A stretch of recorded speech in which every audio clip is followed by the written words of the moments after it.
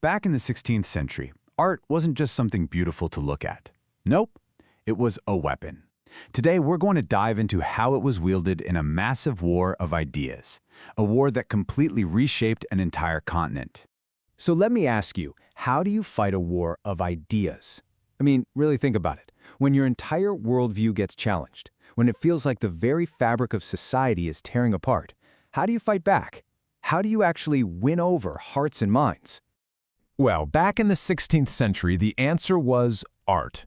Seriously, it wasn't just something pretty to hang on a wall. It was this incredibly powerful, emotional, and yes, strategic weapon used to fight for the very soul of Europe. Okay, so to really get why art suddenly became a weapon, we've got to take a step back. We have to look at the world it came from, a world that felt pretty confident, pretty stable. But it was about to be completely, utterly shattered. Right, so this era, the High Renaissance, was all about this big idea called humanism. The core of it was this incredible belief in the unlimited potential of, well, us, of human beings. And this super confident, really intellectual way of looking at the world led to art that was all about balance, harmony, and this kind of idealized perfection. You could say it was art that thought. And then, boom, all that confidence, it just broke. The Protestant Reformation came along, and look, this wasn't just some theological debate, it was a full-blown earthquake. It ripped through Europe, creating this massive spiritual and political crisis. Suddenly, all that stability was gone. And what was left? A whole lot of doubt and anxiety. And you can just see the shift in thinking so clearly. You go from the balance and harmony of the Renaissance to anxiety and suffering. From secular humanism to this intense religious fervor. The whole worldview flips. The world felt completely different. So naturally, the art had to become different too. So how did artists first react to all this chaos? Well, it wasn't calm, it wasn't calculated, it was more like a raw, emotional scream put on canvas. And that style, we now call it Mannerism. Yeah, Mannerism pops up in the 1520s, and it just deliberately breaks all the rules of Renaissance perfection. It's funny, the name was actually an insult at first. Critics would say these artists were just painting in the manner of the great masters, but, badly. They were totally missing the point. This art wasn't trying to be perfect. It was trying to express the deep spiritual anxiety everyone was feeling. And you can literally see that anxiety in how they painted.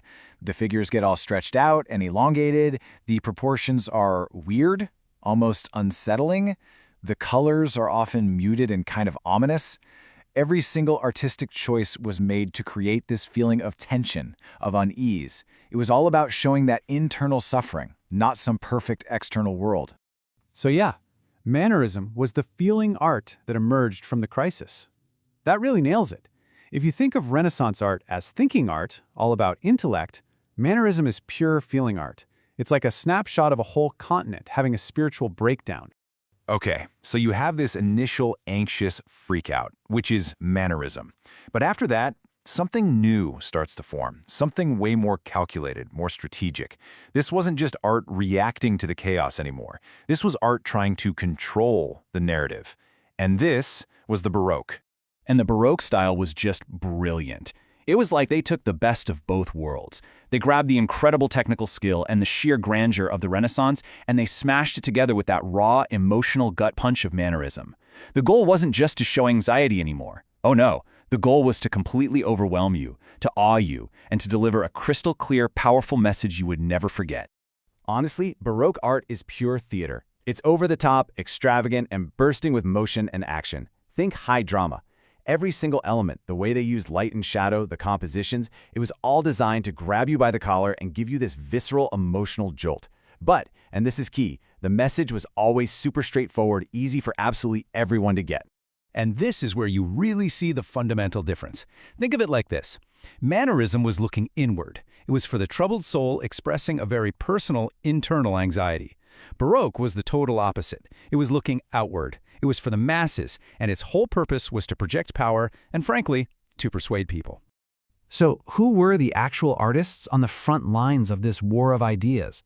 Let's meet some of the masters who really wielded these styles.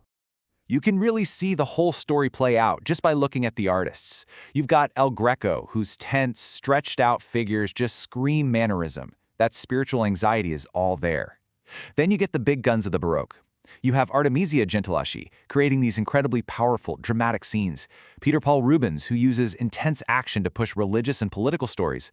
And of course Bernini, who basically took the power and authority of the church and carved it into stone and bronze for everyone to see. And here's the absolute key takeaway. None of this was an accident, especially the shift to Baroque. This was a deliberate, calculated, and incredibly powerful strategy. And who was leading the charge? The institution that had the most to lose in all this chaos, the Catholic Church. You have to remember, this was a time way before TV, before the internet, before any kind of real mass media. So what was the most powerful way to communicate with a huge number of people, many of whom couldn't even read? It was art. Art became the primary vehicle for getting a message out there, for shaping what people believed, both politically and religiously. And the church had a playbook, a literal 3-step plan. Step 1, use all that grand, extravagant art to show everyone just how magnificent and powerful their doctrines were. Step 2, create these super dramatic, emotional images to fire people up and inspire true devotion. And step 3, turn the very buildings, the churches themselves, into massive, undeniable monuments to their authority. I mean, it was an absolute masterclass in propaganda. And this really brings it all together, doesn't it? From the thinking art of the Renaissance, to the feeling art of Mannerism, to the thinking and feeling synthesis of the Baroque. That's the whole journey right there. An evolution forced by crisis, from pure intellect to raw emotion, and landing on this incredibly powerful combination of both. So at the end of the day, that's what this is all about. This isn't just a story about art styles changing. It's a story about the entire function of art being transformed. It went from being an object of beauty to being an active, strategic tool, a weapon used to navigate chaos, project power, and win a war for hearts and minds. Which kind of leaves us with one big question, right?